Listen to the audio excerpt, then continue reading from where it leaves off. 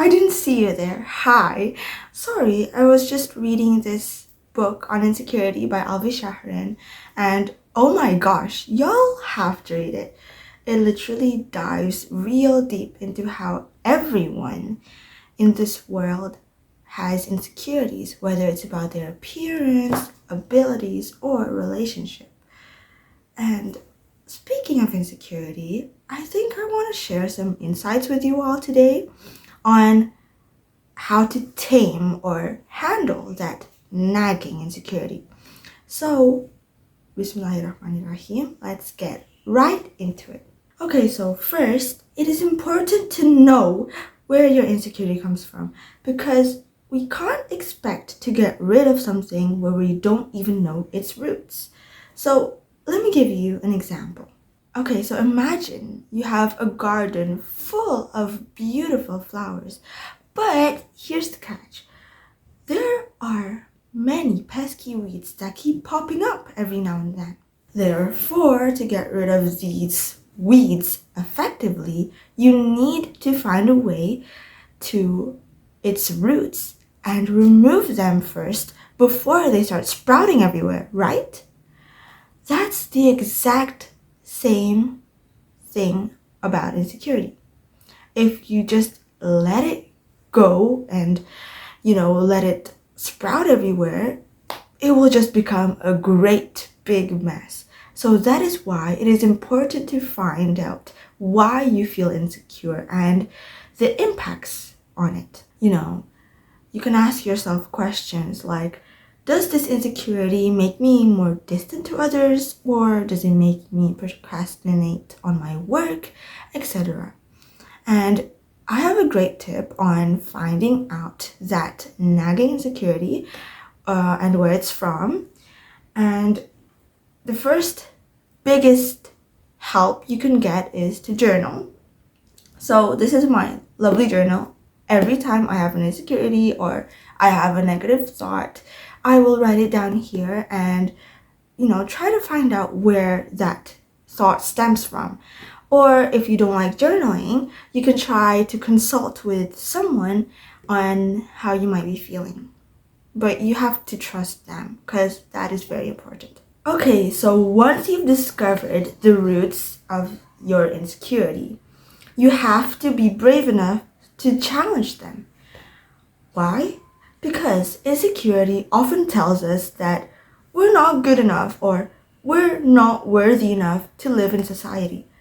Whereas in reality, it's the exact opposite of that. And remember, we can always control those thoughts by responding them with realistic and assertive responses. For instance, when an insecurity pops into your mind, saying things like, I'm not smart enough or I'm not good looking enough, you can always counter those thoughts with a realistic and assertive response. You might say something like, so what if I'm not good looking enough?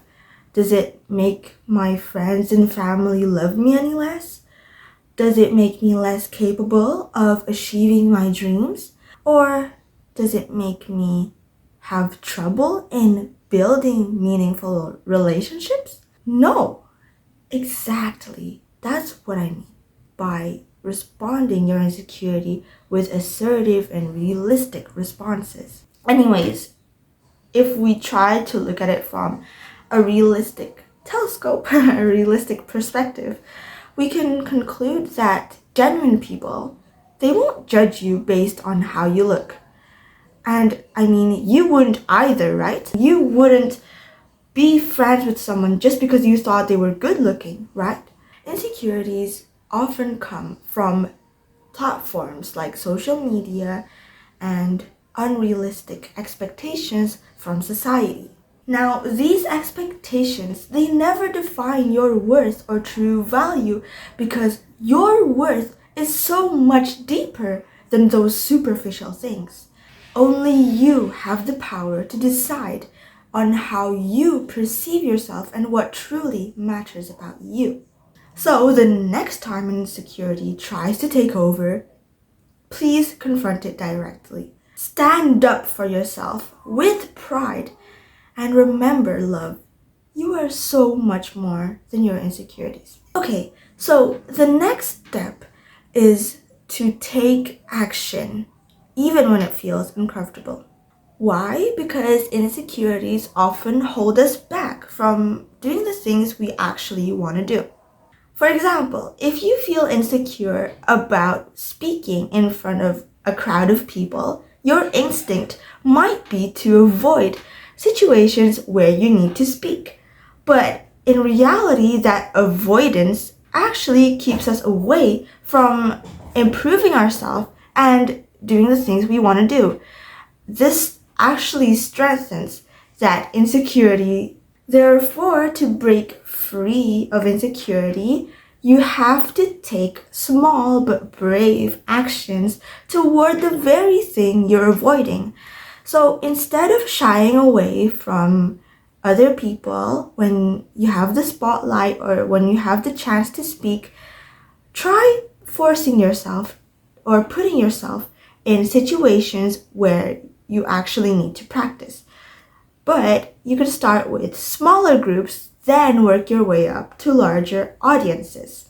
Because each time you face your fear, you're proving to yourself that you're capable enough of handling it.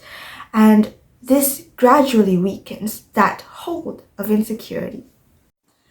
Obviously, this doesn't mean you have to master that thing you're doing or get it right for the first time, because the goal is to expose yourself to things that you're not comfortable about so you can build confidence and truly get rid of that insecurity. Besides, by consistently taking action and building your way up, progressing yourself to be the best you can be, you will slowly notice that insecurity doesn't have to define your life or hold you back from amazing opportunities. Okay, so once you've done or completed those 3 things, I have this one last tip that might be the most important one of all, and that is to always remember God, especially when you're feeling insecure. If you're a Muslim like me, you might be familiar with the hadith that states, "Verily, Allah does not look at your outward form and wealth, but rather He looks at your heart and deeds." This is such a beautiful reminder that in God's eyes, what truly matters is your heart and the good deeds you do to other people, not how successful you are or how pretty you appear to other people. But okay, let's be real for now. Not everyone in society agrees with that statement, okay? Everyone will judge, whether it's based on looks, grades, or something else. And we can't stop that from happening. But what we can do is stop letting it affect us. Besides, if we keep chasing compliments and approval from other people, we will either become too full of ourselves or feel like we're never enough, and neither is good, right? So instead, let's shift our focus and intent on improving ourselves for God's sake. When we do that, I assure you amazing things will follow, because Allah subhanahu wa ta'ala said so in Quran Surah At-Talaq verses 2 till 3, that whoever fears Allah, He will make a way out for him and will provide him with things from where he does not expect.